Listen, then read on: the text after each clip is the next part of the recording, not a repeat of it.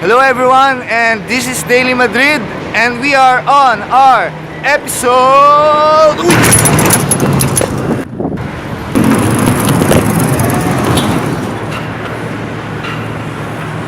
100.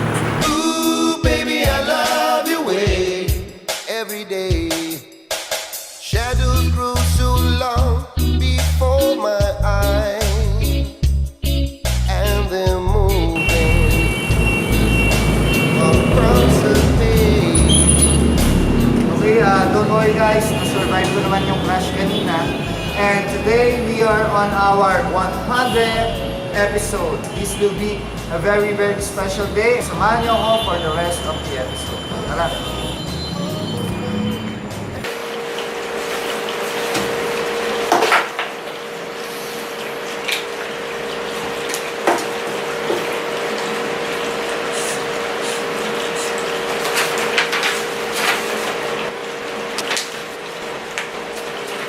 Episode 100.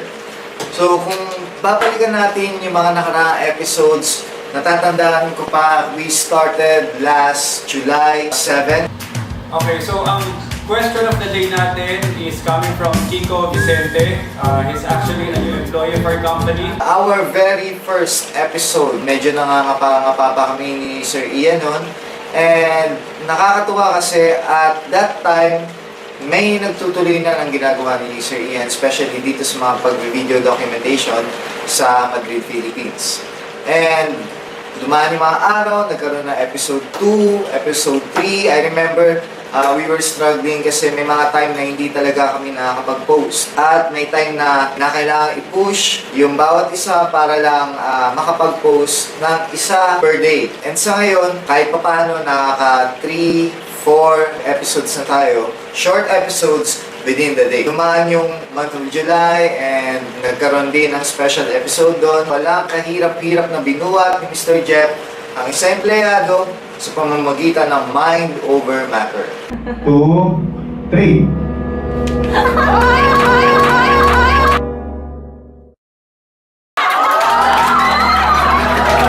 Mr. Jen, ano ginawa mo?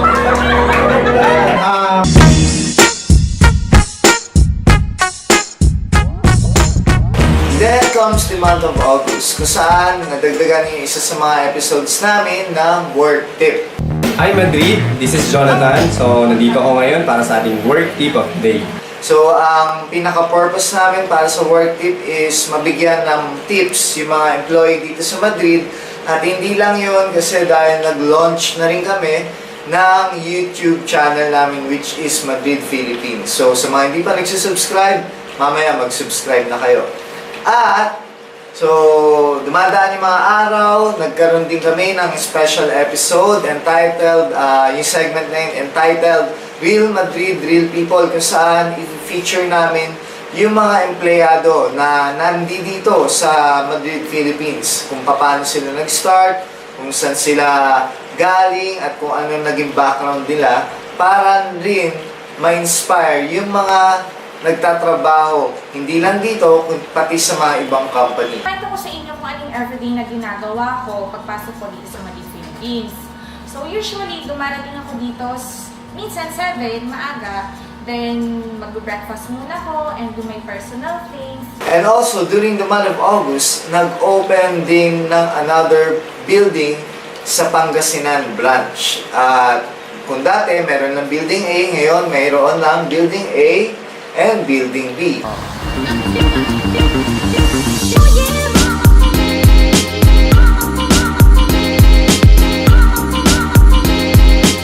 Welcome to the special episode. Finally, natapos na rin namin yung construction dito sa Pangasinan branch sa San Carlos City.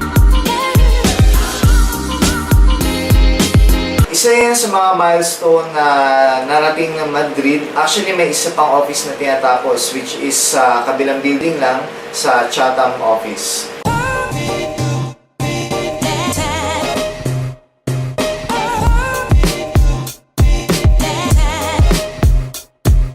Noong August ay pinalabas din namin kung paano nagsimula ang isa from his humble beginnings, si Mr. Jonathan. Welcome to this special episode of Madrid, Philippines, and today Yes, I'm Jonathan. Punta naman tayo, after the August comes the month of September. Naganap yung mga quarterly awarding ng mga branches. Kain na!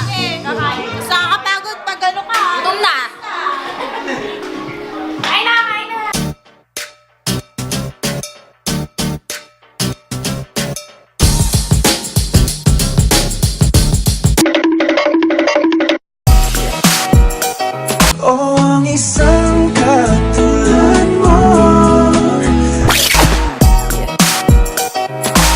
And we also included the do's and don'ts of the interview para naman sa mga aspiring at sa mga nagpaplano na maging part ng Madrid, Philippines. At hindi lang yun, yung mga interview tips na yun pwede mo magamit outside of the company.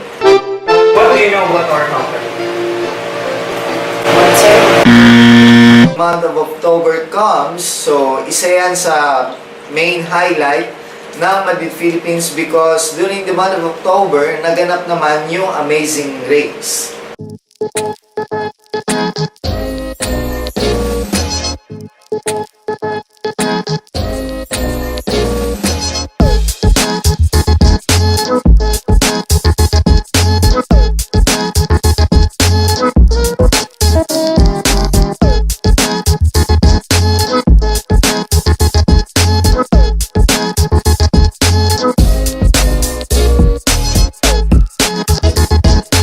Ano ang naiambag ng Intramuros sa kasaysayan ng Pilipinas? Ang naiambag ng Intramuros, sa pagkakaalam ko kasi, sa Intramuros, ano nga bang nasa Intramuros? Pagkakaalam ko dito nagsimula yung larong entrance. Kaya nga hindi mo ba naririnig yan? Intramurals kasi ngayon di ba yung sa cheer dance, yun ang naiambag ng Intramuros. Okay, thank Saka you. yung larong intrams. Intrams. Tayo ay nasa episode 45 na during that time nang himatayin ang isa sa employee ng Madrid, Philippines.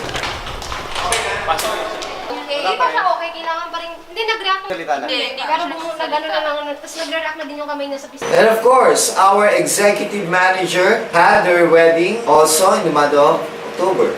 Hang on to burning wires, we don't care anymore.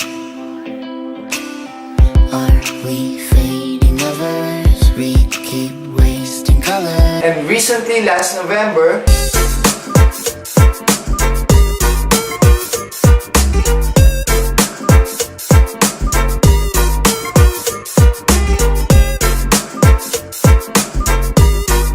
akala ni Sir Ian nasira o yung drone niya. Andito kami sa Macau. Nakita ko yung post ni Kiko na nasira 85,000 na drone. Sira ulo ko si Kiko. Hindi ko marinig yung boses dahil nasa bus kami. So nanlamig ako dahil 85,000. Hindi ko pa nagagamit. Sinira na niya. Then nag-umpisa na tayo magbigay ng mga Christmas tip kung paano mas makakatipid. Christmas tip, and of course, alam ko hindi nyo lang siya magagamit for Christmas tip, kundi magagamit nyo rin kahit saan. Tuwing November, nagaganap din naman yung pag-alis ng mga leaders at ng mga top performers ng company, all paid expense trip sa Hong Kong, Macau, and China. The way that you pop, girl, makes me go crazy. Show me what you got, girl. You can be my new thing. The way that you move makes me go crazy. Pick it up now, drop, girl. You can be my new thing. And after so many years, nasaksihan ng Madrid family ang supermoon na tinatawag nila.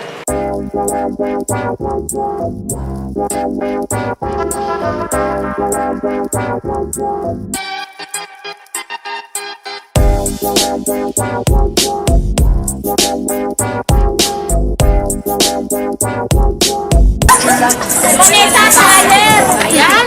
Vanessa, ikaw ba na? Hindi ka pwede maging Gawag na lang ako ng flashlight. Boss, gawag ka ba? Oo na, hindi ka pwedeng artista pa ganyan. And for this month, tayo ay nasa ika-100 episode na. So marami pang parating na episodes. Mas marami pa tayong ginagawa improvement when it comes to story, sa quality ng mga ipinapapanood namin sa inyo. At higit sa lahat, yung mga career sharings na nagaganap din dito sa Madrid. All in all, sino mag-aakala na makakaabot tayo sa ika-100 episode dito sa Madrid. So, sana sa pagdami pa ng mga episodes, huwag kayong mapagod na panoorin. At sa mga hindi pa nagsusubscribe, guys, continue to watch and subscribe in our videos dahil marami pa kayong mapapanood and marami pang mga naka-line up na story, especially pagdating ng year 2017. So, I'm telling you, it's worth your while watching it. So again, this is Kiko of Bandit Philippines. Thank you for watching this episode. Sound like feeling like I do, and I see in your eyes that you like it, and I'm liking it too.